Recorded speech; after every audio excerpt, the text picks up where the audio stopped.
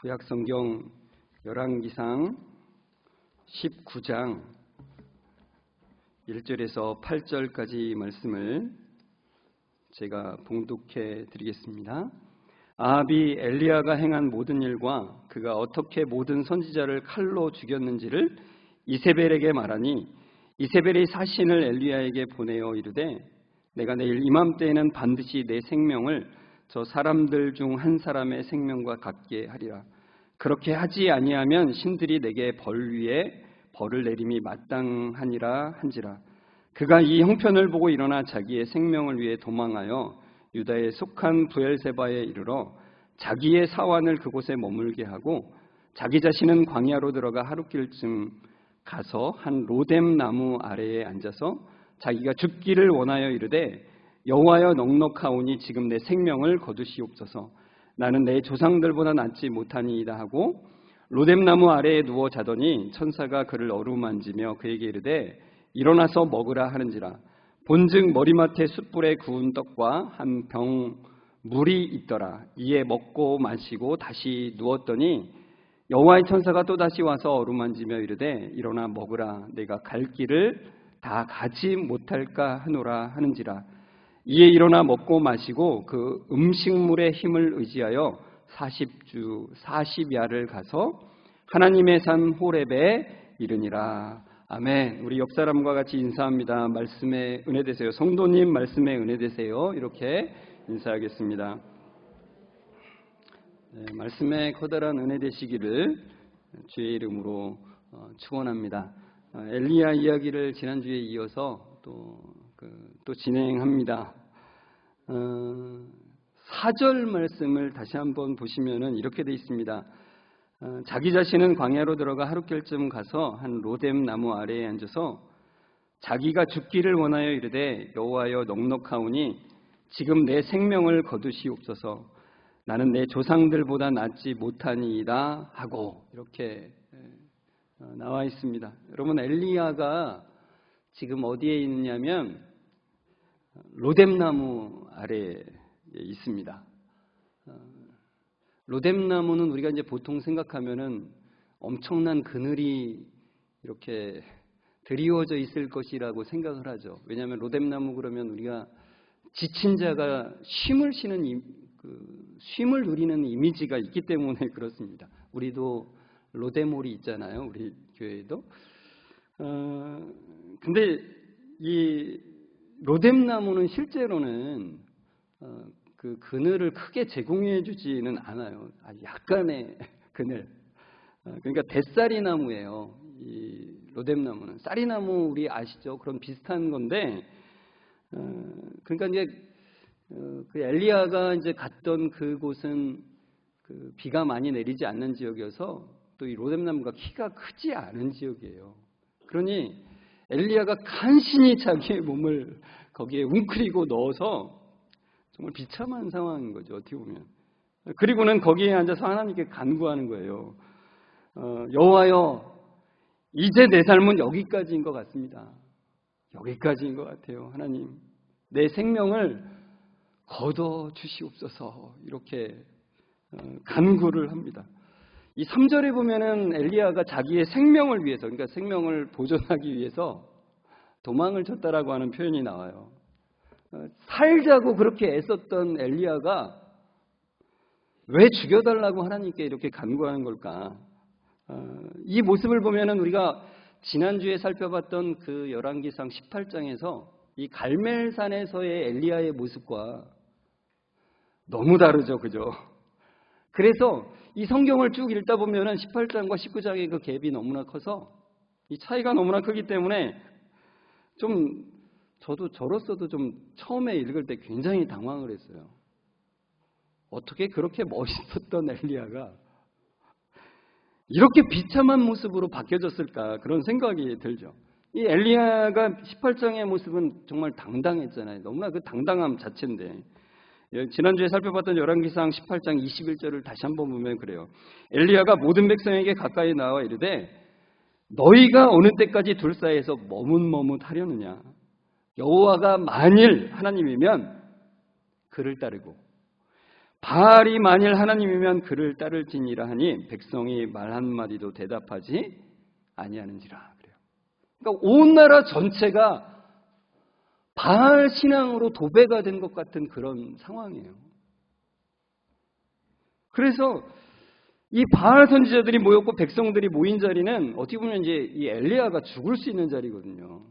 자기의 무덤이 될 수 있는 그 자리에서 엘리야는 결코 흔들리지 않아요. 결코 위축이 되지 않습니다. 이 악한 왕이었던 이 아합 왕에게 눌리지 않고 이 백성들에게도 담대하게 말하죠. 참 하나님을 택해서 그 참 하나님을 따르라고 촉구를 하는 거예요. 그리고 헛된 우상을 섬기던 그 450명의 바알 선지자들을 비웃죠. 야, 내가 너네 신이 지금 잠자고 있는지 몰라. 좀 크게 좀 불러봐. 뭐 이렇게 비웃기도 합니다. 그리고 그가 기도할 차례가 됐을 때 간절히 하나님께 기도를 해요. 열왕기상 18장 36절에 보면 이 엘리야가 기도한 내용이 나오는데요. 제가 한번 읽어보겠습니다. 아브라함과 이삭과 이스라엘의 하나님 여호와여, 주께서 이스라엘 중에서 하나님이신 것과 내가 주의 종인 것과 내가 주의 말씀대로 이 모든 일을 행하는 것을 오늘 알게 하옵소서. 여호와여, 내게 응답하옵소서. 내게 응답하옵소서. 이 백성에게 주 여호와는 하나님이신 것과 주는 그들의 마음을 되돌이키심을 알게 하옵소서. 이렇게 기도해요. 여러분 오늘 돌아가셔도 다시 한번 이 기도를 좀 읽어보시면 좋겠어요. 엘리야가 얼마나 간절하게 하나님께 기도하고 하나님을 신뢰하면서 기도하는지를 정말 알 수 있는 기도문이죠. 그래서 하나님께서는 이 엘리야의 기도를 들으시고 어떻게 하세요? 불을 내리세요. 그리고 모든 백성이 그 불 내리는 장면을 이렇게 보고서는 다 모두 다 함께 고백을 하죠. 뭐라고 고백합니까? 여호와 그는 하나님이시로다. 여호와 그는 하나님이시로다. 이렇게 이제 고백을 하죠. 그러니까 모든 이스라엘 백성들이 여호와만이 참 하나님이신 것을 온전히 보고 고백한 거예요. 그리고 엘리야가 이제 백성들에게 명령을 하죠. 저 450명의 바알 선지자들 어떻게 하라고요? 붙잡아. 도망 못 가게 해. 그리고서는 모두 그 자리에서 잡아 죽이는 겁니다. 다 처단하는 거죠. 그리고 이제 불을 내리신 하나님께 간구를 하는 거예요. 무슨 간구를 했겠습니까? 지금 이 자리가 왜 만들어졌어요? 비가 안 왔기 때문에. 3년 반 동안 비가 내리지 않았기 때문에 이 자리에 모였던 거잖아요. 그래서 엘리야는 그때 다시 한번 하나님께 간구를 해요. 어떤 자세로요? 무릎 사이에 자기의 머리를 집어넣고 그렇게 간절하게 기도합니다. 아합이 먹고 마시러 올라가니라. 그러면서 엘리야가 갈멜산 꼭대기로 올라가서 땅에 꿇어 엎드려 그의 얼굴을 무릎 사이에 넣고 그래요.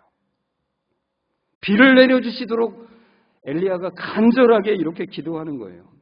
결국 하나님께서는 엘리야의 기도를 들어주시고 비를 내려주십니다. 그리고는 이제 아합과 함께 이스라엘로 이제 가게 되는데요. 이 이스라엘은 어디냐면은 이 갈멜산으로부터 좀 남쪽으로 좀 가게 되는데 남동 쪽으로 가는데요. 직선 거리는 약 26km 정도 됩니다. 그러니까 실제 거리는 약 30km가 좀 넘겠죠. 이 거리를 이 아합 왕은 마차를 타고 가는데 엘리야는 그 마차 앞에서 달리기를 하는 거예요. 근데 하나님께서 여호와의 능력이 엘리야에게 임하사 이렇게 지금 표현되는데, 그러니까 하나님께서 엘리야에게 특별한 능력을 주셔서 30km 이상을 마차보다도 빠르게 달리면 얼마나 힘들겠어요. 이 마라톤 하는 거죠, 거의. 그 마라톤은 뭐 엘리야가 평소에 달리기를 제대로 했겠어요? 별로 달리기 안 했던 사람이 갑자기 달리기 하면 큰일 나잖아요. 근데 하나님께서 능력을 주셔서 힘든 줄 모르고 달려가는 거예요. 그래서 제가 이제 가만히 생각을 해봤어요. 엘리야가 달리면서 무슨 생각을 했을까?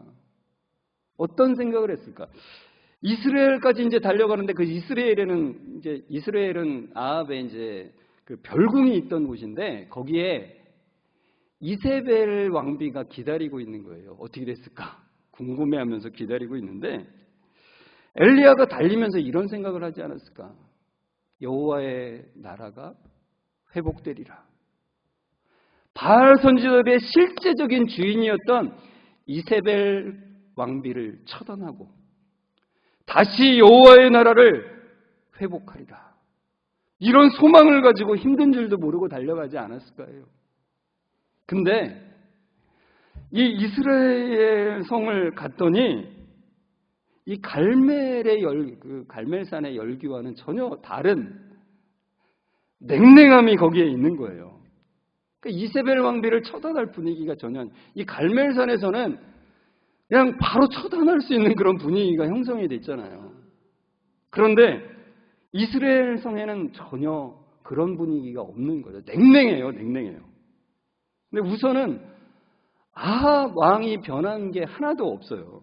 이 아합이 이제 이세벨에게 그 갈멜산에서 있었던 일을 말해주는 걸로 오늘 우리가 읽은 본문이 시작되는데 그 19장 1절에 보면 이렇게 돼 있잖아요. 같이 읽어볼까요? 아합이 엘리야가 행한 모든 일과 그가 어떻게 모든 선지자를 칼로 죽였는지를 이세벨에게 말하니 그래요. 그러니까 이제 물론 이 엄청난 일이 벌어졌으니까 그것을 있었던 일을 말하는데 거기 말하는 거의 핵심이 뭐라고요? 이거예요. 엘리야가 어떻게 모든 선지자를 칼로 죽였는지. 그러니까 이걸 다르게 말하자면은 이세벨의 입장에서 말해주고 있는 거죠. 여보, 이 못된 엘리야가 우리 선지자들 다 죽였어. 어떡하지? 뭐 이런 관점으로 이야기를 하고 있다는 거예요. 그러니까 좀 답답하죠. 이걸 읽으면서 답답해요. 여호와만이 참 하나님이심이 드러났는데 하나님께서 친히 그것을 보여줬는데 아합은 변한 게 없어요. 오직 그냥 바알 선지자들이 죽었어. 어떡하지? 이거예요. 저 못된 엘리야가 우리 바알 선지자들 죽였다라고 하는 그 관점밖에 없다는 거예요. 그래서 이 이야기를 전해들은 이 이세벨이 불같이 화를 내죠. 그래서 뭐라 그러냐면 2절에 보면 그렇죠. 이세벨이 사신을 엘리야에게 보내어 이르되 내가 내일 이맘때쯤에는 반드시 내 생명을 저 사람들 중 한 사람의 생명과 같게 하리라. 쉬운 말로 말하면 뭐예요? 너 죽었어. 감히 나의 선지자들을 죽여? 너도 똑같이 내일 될 거야. 그렇게 말을 하는 거죠. 사신을 보내는데 제가 가만히 생각해 보니까 이게 지금 이세벨도 두려운 거죠. 사실 사신을 보낼 필요 없이 바로 군사를 보내면 될 거 아니에요. 호위병사를 보내든 어떻게든 보내면 되는데 우선 자기도 두려운 거예요. 그래서 바로 죽이는 자객을 보내는 게 아니라 이 상황을 좀 살펴봐야 되거든요. 그래서 한 발 물러서서 상황을 보고 판단하고서 이제 어떻게 해야 되겠다 하고서는 사신을 보내서 너도 죽었어. 이렇게 이제 그 말만 전하게 하는 거죠. 근데 엘리야의 입장에서는 어때요? 여호와 하나님이 드러났음에도 불구하고 아합과 그리고 그 아내인 이세벨이 아무런 변화가 없는 것을 지금 확인했잖아요. 그리고 이 이스라엘 성의 그 분위기는 냉랭한 것을 보고서는 이제 가만히 있다가는 여기서 죽을 것이라는 것을 자기가 직감을 하는 거죠. 그래서 이제 3절과 4절을 보면은 여기 이제 3절에 그렇게 되잖아요. 이 형편을 보고. 그러니까 이 상황을 살펴보면은 야, 가만히 있다가는 나 죽겠구나. 그래서 이제 이 상황을 보고서 엘리야는 그의 생명을 위해서 도망하게 되는 겁니다. 어디로 도망쳐요? 여기는 북쪽 이스라엘이니까 남쪽 유다 땅으로 이제 도망치는데 남쪽 유다 땅 중에서도 가장 최남단인 이 이스라엘을 말할 때 브엘세바에서 단까지라고 말하거든요. 그러니까 가장 최남단은 어디예요? 브엘세바. 가장 최북단은 단. 그러니까 우리나라를 말할 때 보통 어때요? 뭐라고 말해요? 한라에서 백두까지. 그 말하고 똑같은 거예요. 그러니까 브엘세바가 나오면은 항상 그걸 생각하시면 돼요. 가장 남쪽. 그리고 가장 비가 적게 내리는 지역. 이 남쪽 땅. 거의 이제 사막 광야 지역인데 이곳까지 도망을 가는 겁니다. 이스라엘 성에서 이곳까지의 거리는 대략 145km예요. 이 걸어서 도망가는 거로는 굉장히 먼 거리죠. 그곳을 자기의 사환과 함께 도망가는데 이 브엘세바까지 갈 때는 같이 사환과 같이 가는데 이 사환을 또 브엘세바에 남겨두고 자기 혼자서 광야로 들어가는 거예요. 그리고는 거기서 로뎀나무 아래에 혼자 들어가서 너무나 덥고 목마르고 힘드니까 조금이나마 쉴 자리를 찾아서 들어간 거죠.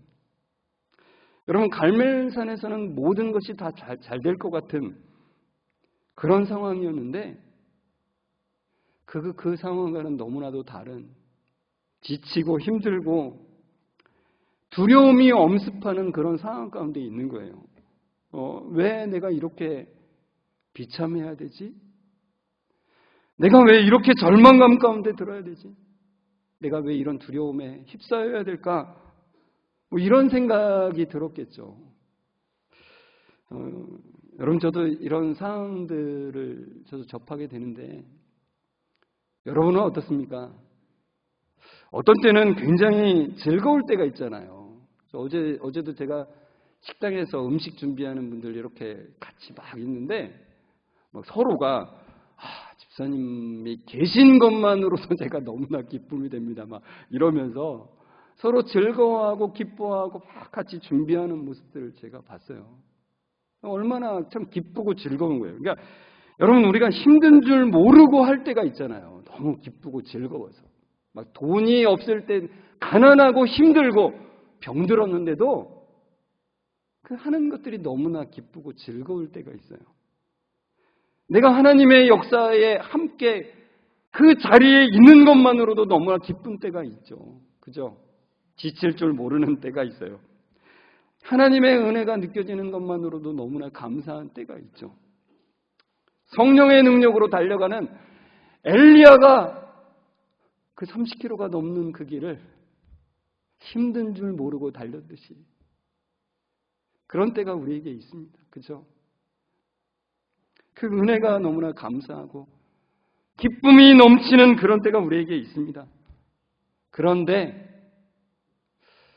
참 한순간에 뭔가 너무나 바닥으로 떨어질 것 같은 그런 느낌이 들 때가 있죠. 은혜를 받았을 때는 죽음도 두려울 것 같지 않은 그런 기분이 들었는데 차라리 죽었으면 좋겠다라고 하는 생각이 우리 마음 가운데 들어오게 되고, 그리고 아무도 나를 알아보지 못하는 곳으로 가고 싶다. 보통 그러잖아요. 뭐 연예인들 같은 경우도 어떤 일이 벌어지면은 막 뭐 정리하고서 어딘가로 숨는 경우도 이렇게 있잖아요. 그런 마음이 누구에게나 다 있죠. 숨고 싶고 사람들을 마주하고 싶은 생각이 들지 않는 그런 때가 우리에게 존재하죠. 여러분도 그렇습니까? 한 사람 한 사람 다 묻고 싶어요. 개인적으로 제가 코이오노니아를 여러분과 개인적으로 다 해보고 싶어요. 다 그런 때가 있죠. 근데 이런 상태에 이 엘리야가 지금 있는 건데, 이런 상태에 있는 엘리야에게 놀랍게도 하나님의 천사가 찾아온다는 것입니다. 그 천사가 찾아와서 어떻게 했냐면, 우리 같이 그 열왕기상 19장 5절을 같이 읽어볼까요? 시작. 로뎀나무 아래에 누워 자더니 천사가 그를 어루만지며 그에게 이르되 일어나서 먹으라 하는지라. 7절도 같이 읽을까요? 여호와의 천사가 또 다시 와서 어루만지며 이르되 일어나 먹으라. 내가 갈 길을 다 가지 못할까 하노라 하는지라. 그래요. 여호와의 천사는 엘리야를 어루만졌어요. 그리고 그에게 말하는 거예요. 일어나 먹으라고. 그리고 먹게 하고 힘을 얻게 하는 거죠. 위로하고 힘을 북돋워서 그를 세우는 거예요. 엘리야는 지금 몸과 마음이 다 지쳐 있잖아요. 몸도 지금 지쳐 있고 마음도 영적으로도 너무나 지쳐 있어요. 근데 여호와의 천사가 그의 그런 몸과 마음을 어루만져 주는 거예요. 근데 저는 이제 이 장면에서 여호와의 천사는 성육신하신 예수 그리스도의 모습이 아닐까 이런 생각이 들었어요. 왜냐하면 신약에 나오는 예수님의 모습과 너무나 흡사하기 때문이에요. 요한복음 21장으로 가보면 그 예수님의 모습이 나오는데 요한복음 21장 12절과 13절을 같이 읽을까요? 예수께서 이르시되 와서 조반을 먹으라 하시니 제자들이 주님이신 줄 아는 고로 당신이 누구냐 감히 묻는 자가 없더라. 예수께서 가셔서 떡을 가져다가 그들에게 주시고 생선도 그와 같이 하시니라 그래요. 여러분 제자들이 예수님의 공생의 시간에 같이 함께할 때 어땠습니까? 얼마나 신나고 흥분되는 일이 많았겠어요. 5개의 보리떡과 2마리의 그 물고기가 5,000명에게 먹여질 때, 그리고 아무도 고치지 못하는 그 병이 든 사람이 예수님이 명령하자 다시 일어나는 그런 장면들을 볼 때 얼마나 신나겠어요. 저는 엘리야보다 이 제자들이 훨씬 더 놀라운 것들을 보고 놀라운 경험들을 한 거죠. 그러니 예수님의 나라가 곧 오겠구나. 주님의 그 나라가 이제 곧 임하겠구나. 이런 기대들로 그 시간들을 보내지 않았겠습니까? 그런데 그 제자들의 기대와는 다르게 예수님이 아무 힘도 없이 붙잡혀 가신 거예요. 그리고 십자가에 못 박혀 죽으신 거죠. 근데 거기서 아무런 힘도 쓰지 못하고 제자들은 다 예수님을 버리고 도망갔거든요. 그리고 예수님이 부활하시고 나타나셨는데 다시 힘이 날 줄 알았는데 힘이 안 나요. 변한 게 없어요.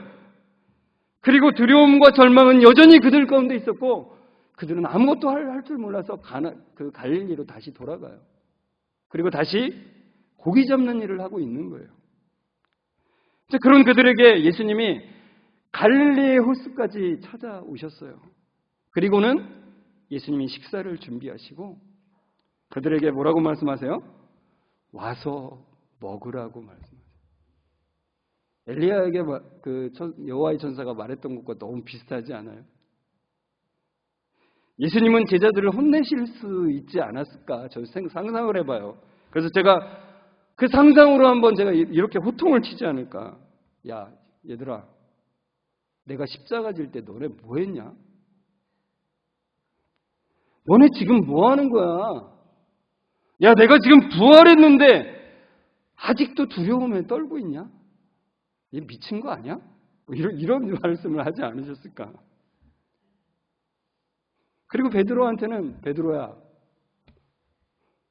너 뭐야? 너 나 배신 안 한다며.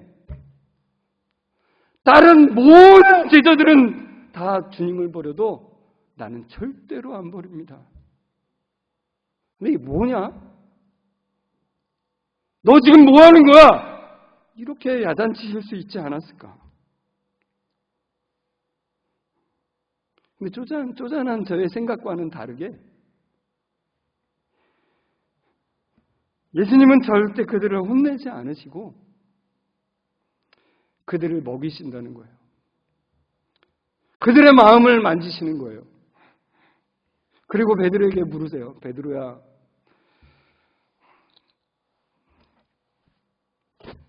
너 나 사랑하니? 베드로야, 너 나 사랑하니? 베드로야, 너 나 사랑하니? 그렇게만 물으세요. 이 물음은 무슨 의미를 가지고 있냐면, 베드로야, 네가 나를 사랑하면 그 어떤 것도 문제가 안 돼. 그 어떤 것도 문제가 안 돼. 내가 나를 배신한 것? 그거 아무런 문제 안 돼. 여러분, 엘리야에게도 똑같이 마찬가지입니다. 하나님이 엘리야에게 혼내실 수 있죠. 엘리야, 너 미쳤냐? 네 뜻대로 다 될 것 같아? 이렇게 혼내실 수 있죠. 그런데 그렇게 혼내시지 않으시고 그를 어루만지시고 그를 먹이시고 그를 위로하시는 하나님이시라는 거예요. 열왕기상 19장 8절과 9절을 보시면 이렇게 되어 있습니다. 같이 읽을까요? 이에 일어나 먹고 마시고 그 음식물의 힘을 의지하여 40주 40일을 가서 하나님의 산 호렙에 이르니라. 엘리야가 그곳 구레에 들어가 거기서 머물더니 여호와의 말씀이 그에게 임하여 이르시되 엘리야야 네가 어찌하여 여기 있느냐. 하나님은 엘리야를 그 모세를 만나주셨던 그 산, 그 호렙산까지 이끄세요. 의미 있는 산이죠. 그리고 굴 속에 숨어있던 엘리야에게 말씀하십니다. 엘리야야, 네가 어찌하여 여기 있느냐? 엘리야야, 네가 어찌하여 여기 있느냐? 네, 여러분, 이게 책망으로 해석될 수도 있지만 참 베드로에게 말씀하신 베드로야, 네가 나를 사랑하느냐 이 말씀과 사실 일맥상통하는 말이죠. 책망이라기보다는 왜 자신이 절망에 그 두려움에 빠져 있는지를 다시 한번 돌아보게 하시는 거예요. 엘리야야, 네가 나를 신뢰한다면 그 어떤 것도 문제가 안 돼. 엘리야야, 나는 전능의 하나님이다. 이렇게 말씀해 주고 계신 거예요. 그래서 그에게 그 뒤에 말씀들을 보면은 하나님께서 바람을 보여주세요. 어떤 바람이요? 산을 가르는 바람. 바위를 부수는 바람을 보이시는 거예요. 엘리야야, 나는 전능의 하나님이다. 이렇게 말씀하고 계세요. 그리고 지진을 보이시고 그리고 불을 보여주세요. 그리고 나서 세미한 음성을 들려주십니다. 이게 무슨 의미일까요? 하나님은 전능하시지만 강하게 역사하실 때가 있고 기다리실 때가 있다는 거예요. 우리의 생각과는 다르게. 여러분, 한 번에 우리는 그러잖아요. 한 번에 하나님 한 번에 쓸어주시면 안 됩니까? 한 번에 이루어주시면 안 됩니까? 우리의 기도들 그런 게 참 많죠. 하나님 한 번에 해결해 주시면 안 됩니까? 왜 나를 이런 괴로움 가운데 두십니까? 그러나 하나님은 강력하게 역사하실 때가 있는가 하면 참 오래 기다리실 때가 있는 그 하나님이세요. 우리의 인간적인 판단과 안목을 뛰어넘어서 여전히 일하고 계시는 하나님이시라는 것을 엘리야에게 말씀하고 계신 거예요.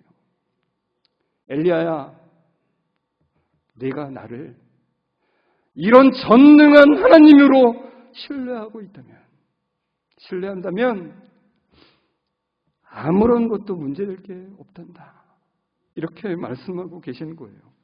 여러분, 우리에게도 동일하게 이 시간에 우리에게 말씀하고 계십니다.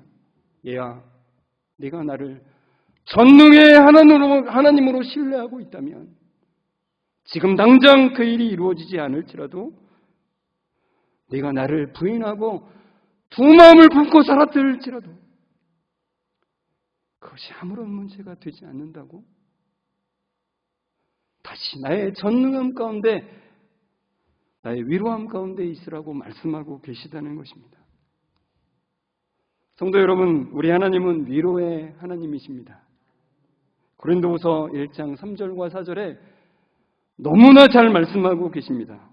찬송하리로다 그는 우리 주 예수 그리스도의 하나님이시오 자비의 아버지시오 모든 위로의 하나님이시며 우리의 모든 환난 중에서 우리를 위로하사 우리로 하여금 하나님께 받는 위로로서 모든 환난 중에 있는 자들을 능히 위로하게 하시는 이시로다.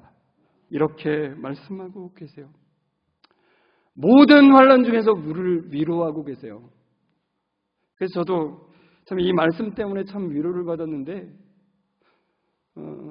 저도 나름대로 아팠고 어려운 일들을 경험했잖아요. 그런데 그런 그 어려움과 아픔들이 하나님께서 위로해 주심으로 말미암아서 여기 고린도후서 1장 4절 말씀에 보면 모든 환난 중에 있는 자들을 능히 위로하게 하신다라고 말씀하세요. 여러분이 지금 아픔 가운데 있는 그 모든 것들 하나님께서 위로하심을 통해서 여러분과 같이 어려움 가운데 있는 자들을 위로하게 하신다는 것입니다.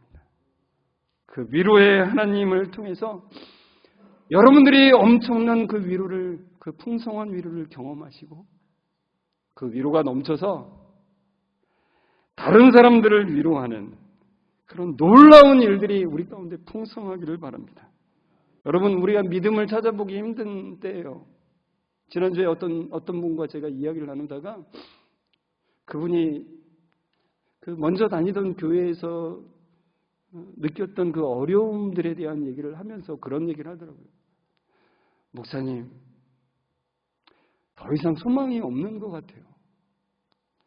더 이상 교회들에게 기대할 게 없는 것 같아요 라고 하는 말씀을 하시더라고요. 그러나 제가 말씀드렸죠. 하나님께서 엘리야에게 그런 말씀을 주셨다고. 내가 바알에 무릎 꿇지 않은 7,000명을 예비해 두었다라고 말씀하셨다고 제가 말씀드렸어요. 여러분, 절망밖에 보이지 않는 그런 모든 상황 속에서도 하나님께서는 준비하고 계세요. 우리에게 힘을 주시고 위로해 주시는 하나님이시라는 거예요.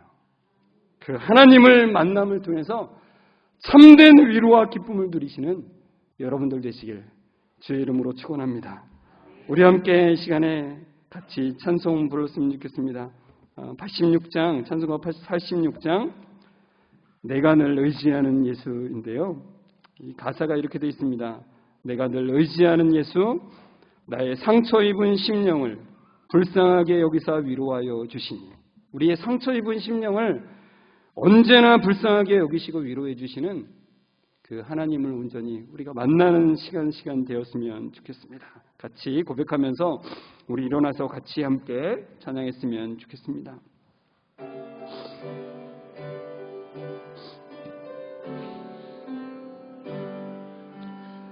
내가 늘 의지하는 예수, 나의 상처 입은 심령을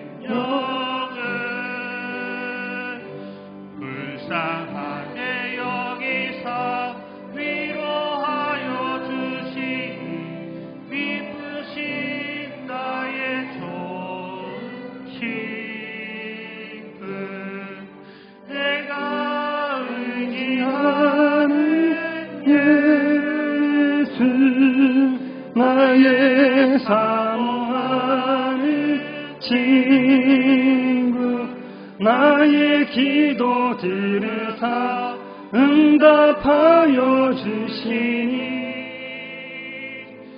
미쁘신 나의 좋은 친구. 다시 한번 내가 늘 의지하는 예수, 늘 의지하는 예수, 나의 상처 입은 심령을 불쌍하게 여기사 위로하여 주시니 미쁘신 나의 좋은 친구, 내가 의지하는 예수, 나의 사모하는 친구, 나의 기도 들으사 응답하여 주시니 미쁘신 나의 좋은 친구.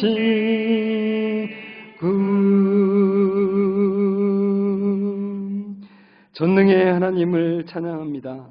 무엇이든 하실 수 있음에도 때론 침묵하시고 기다리시는 하나님의 섭리를 하나님 우리는 다 알 길이 없습니다.